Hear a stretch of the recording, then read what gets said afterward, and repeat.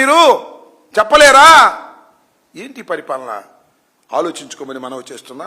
పోలీసులు కేవలం ఎమ్మెల్యేలకు తొత్తుల్లాగానో తెలుగుదేశం పార్టీకి తొత్తుల్లాగానో వ్యవహరించడం కన్నా చట్టాన్ని కాపాడవలసినటువంటి బాధ్యత మీకుంది. It is a shame to the police. పోలీసులకి ఇది షేమ్, సిగ్గుపడాలని కూడా ఈ సందర్భంగా మనవి చేస్తున్నా. ఐ నో చాలా మంది సిన్సియర్ ఆఫీసర్స్ ఉన్నారు, వాళ్ళందరూ సిగ్గుపడాలి. కాకపోతే వాళ్ళందరూ లూప్ లైన్లో ఉన్నారు.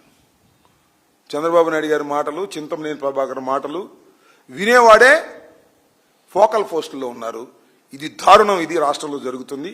దీన్ని ప్రజలు మరొకసారి ఆలోచించుకోవాలని కూడా ఈ సందర్భంగా నేను చెప్పదలుచుకున్నాను.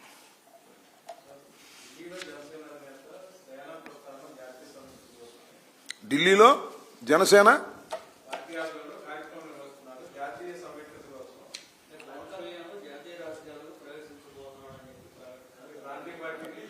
ఆయన ఎవరండి?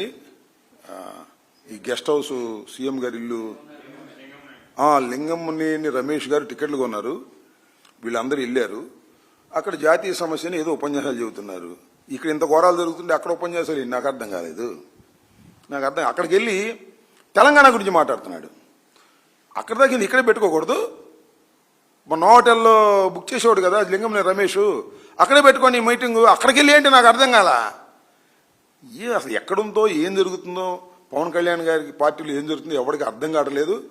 మనకు అర్థం కాకపోతే వాళ్ళకు కూడా అర్థం కావట్లేదు. అది ఢిల్లీ వెళ్ళి అక్కడ మీటింగ్ పెట్టమేంటి అంటే లింగంనేని రమేష్ టికెట్లు కొన్నాడు కదా అని చెప్పేసి వెళ్ళిపోవడం ఎక్కడ పెడితే అక్కడికి నాకు అర్థం కాల.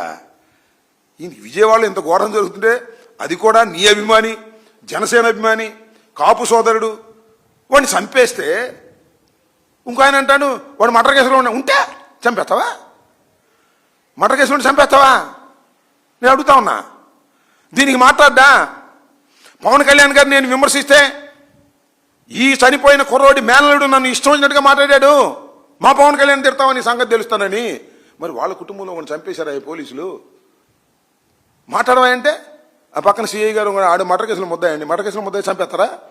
ఇంతమంది మర్డర్ కేసులో ముద్దాయి ఉండరు, చంపేస్తారా అండి? మీరు తీసుకెళ్ళి చంపేసి కృష్ణలంకలో తీసుకెళ్ళి బూడి చేసేసి బూడి తీస్తారా? ఆ తల్లి అడుగుతుంది, అయ్యా చంపేస్తే చంపేసావు, డెడ్ బాడీ ఇవ్వమంటే ఎక్కడుంది డెడ్ బాడీ? తీసేశారు డెడ్ బాడీని కూడా. కాల్ చేసి పూజ చేస్తే తీసేవాళ్ళు కాల్ చేశారు. బూడిద ఇంకా ఉంది, ఆ బూడిదన్న ఇవ్వని అడుగుతున్నారు వాళ్ళు. కృష్ణానదిలో కలుపుకుంటాం, కాశీలో కలుపుకుంటాం, లేకపోతే కళ్ళేపల్లి కృష్ణానదిలో కలుపుకుంటాం ఇవ్వమంటే అది లేదు బూడిద.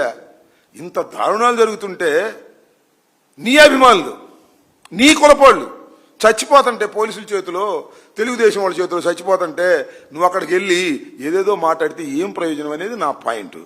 ఆయన దేశాన్ని ఉద్ధరించే బదులు, సమాజాన్ని ఉద్ధరించే బదులు, హిందుత్వాన్ని ఉద్ధరించే బదులు నీ అభిమానుల్ని ఉద్ధరించడానికైనా కనీసం ప్రయత్నం చేస్తే కాస్త ఏదైనా మంచి జరుగుతుంది తప్ప ఇలాంటి దారుణాలు జరుగుతుంటే ఇక్కడ కళ్ళు మూసుకొని అక్కడికి వెళ్ళి ఏదో మాటలు చెబితే మాత్రం జరగదనేది నా అభిప్రాయం. ఇంతకు ముందే జాతీయ రాజకీయాల్లో ఉన్నాడుగా. బీజేపీ కలిసి పోటీ చేయలే మొన్న తెలంగాణలో. అంటే అదేదో స్వామి చెప్పినట్టు రిలీజ్ అయిన సినిమాని మళ్ళీ రిలీజ్ చేస్తాం లాభం? రీటేకా, రిలీజా లేకపోతే రీమేకా నాకు అర్థం కాల. ఈ జాతీయ రాజకీయాల్లో ప్రవేశిస్తున్నాననేది ఇది రీమేక్ సినిమా లాంటిది అనుకుంటా నేను అనుకోవటం. అందుకని ఏముంది, ఇంతకుముందు తెలంగాణలో నువ్వు పోటీ చేసావు కదా, బీజేపీ నువ్వు కలిసి పోటీ చేసిన మాట నిజం కదా. సరే అప్పుడేం ఓట్లు రాలేదనుకో, అది వేరే విషయం. అంటే ఎప్పటికప్పుడు ఏదేదో గుర్తొచ్చినప్పుడల్లా మాట్లాడితే హాస్యాస్పదంగా ఉంటుంది. కాస్త తెలుసుకోండి పవన్ కళ్యాణ్ గారు రాజకీయాల గురించి. రాజకీయాలు మీరు ఇన్ని సంవత్సరాలు ఉన్నా కూడా రాజకీయాలకు పనికొచ్చేటటువంటి పరిజ్ఞానాన్ని మీరు సాధించలేకపోవటం చాలా విచారకరం, బాధాకరం. అది చెప్పడానికి కూడా నాకు సిగ్గుగా ఉందని మనవి చేస్తున్నాను. ఆంధ్ర ఎవరికైనా హక్కు ఉంది కదా, అది మీ ఇష్టం, అది పార్టీ వాళ్ళ ఇష్టం. ఇప్పుడు మేము వైఎస్ఆర్ కాంగ్రెస్ పార్టీ ఉంది, వీళ్ళు తమిళనాడులో పోటీ చేస్తే కాదంటారా చట్టబద్ధంగా? మా ఇష్టం అది. మేము పోటీ చేయకూడదు, పోటీ చేయలేదు. ఆయన పోటీ చేయలేకుండా పోటీ చేయమను.